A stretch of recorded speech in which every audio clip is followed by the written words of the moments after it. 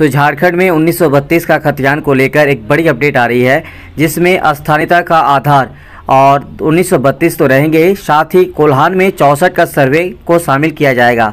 तो ये पूरी अपडेट आप लोगों को इस वीडियो में मिल जाएंगे और ये बहुत बड़ी इंपॉर्टेंट अपडेट है झारखंड के तमाम स्टूडेंट्स और तमाम लोगों के लिए, क्योंकि आप सभी को पता होगा कि झारखंड में लंबे समय से 1932 के खतियान की मांग उठाते जा रहे हैं और कुछ दिन पहले ही झारखंड कैबिनेट बैठक में इसको स्वीकृति भी दी गई थी और अब 11 नवंबर को सरकार विधानसभा का विशेष सत्र बुलाने वाले हैं, जिसमें 1932 का खतियान को लागू करके इसको पारित किया जाएगा। साथ ही कोल्हान में 64 का सर्वे भी शामिल करने की बात कही जा रही है। तो चलिए एक एक करके बताएंगे कि 1932 का जो खतियान होगा उस किस तरह से लागू होने जा रहा है और अभी आज का क्या अपडेट है। तो देखिए, सबसे पहली बात कि अगर आप झारखंड में तमाम नौकरी और तमाम शिक्षा से रिलेटेड अपडेट पाने चाहेंगे तो इस चैनल को सब्सक्राइब या ज्वाइन कर लीजिएगा, ताकि आप लोगों को पल पल के अपडेट मिलता रहे। और वीडियो अच्छे लगे तो जरूर एक लाइक कर दीजिएगा और अपने दोस्तों को शेयर कर दीजिएगा। तो यहाँ देखिए अपडेट में क्या आ रहा है कि स्थानीय नीति और ओबीसी को 27% आरक्षण देने का मसौदा सरकार तैयार कर रही है।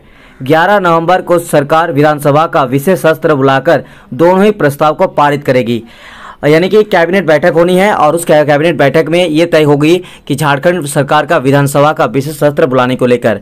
और ये बताया जा रहा है कि 11 नवंबर 2022 को झारखंड सरकार की तरफ से विधानसभा का विशेष सत्र बुलाया जाएगा और इस विधानसभा के विशेष सत्र में इस प्रस्ताव को पारित किया जाएगा। 1932 की खतियान स्थानीय नीति और ओबीसी को 27% आरक्षण देने का मसौदा। उसके बाद देखिए अपडेट क्या है। गुरुवार को स्थानीयता और ओबीसी आरक्षण से जुड़े बिल का खाका तैयार करने को लेकर यूपीए के मंत्री और विधायकों की बैठक हुई। इसमें दोनों ही मुद्दों पर चर्चा के लिए एक कमेटी बनाई गई। कमेटी ने तय किया है कि पूरे राज्य में 1932 के सर्वे को ही स्थानीयता की पहचान के लिए आधार वर्ष माना जाएगा।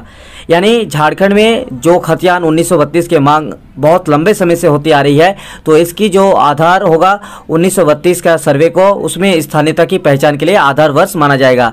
लेकिन जिन जगहों पर 1932 के पूर्व सर्वे हुआ है उसे भी शामिल किया जाएगा। कोल्हान व सारंडा में हुए 1964 के सर्वे को भी इसमें शामिल किया जाएगा। यानी कोल्हान और सारंडा में जो 1964 के सर्वे है उसमें इसको शामिल करने की बात कही जा रही है। उसके बाद देखिए, कमेटी ने भूमिहीन मूलवासियों को भी स्थानीयता की परिधि में लाने का सुझाव दिया है।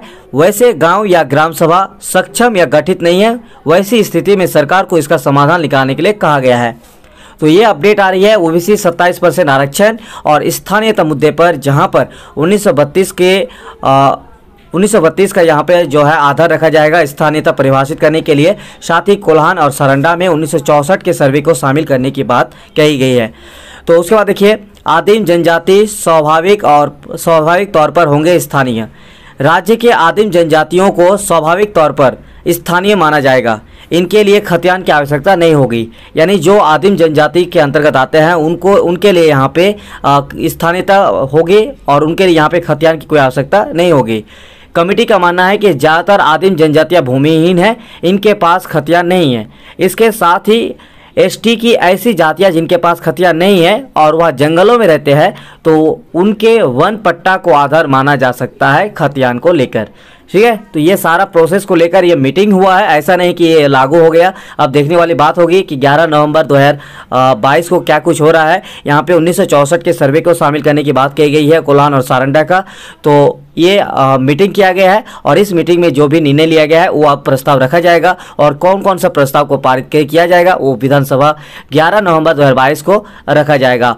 तो इतने सारे नेता और मंत्रीगण झारखंड में 1932 खतियान की स्थानीयता का आधार को लेकर बैठक हुई है और कमेटी बनाया गया है और 11 नवंबर 2022 को विधानसभा का विशेष सत्र बुलाया जाएगा और हो सकता है कि इस विशेष सत्र में 1932 की खतियान को पारित भी किया जा सकता है। बाकी आपको इस चैनल के माध्यम से अपडेट मिलता रहेगा, चैनल के साथ बने रहिएगा।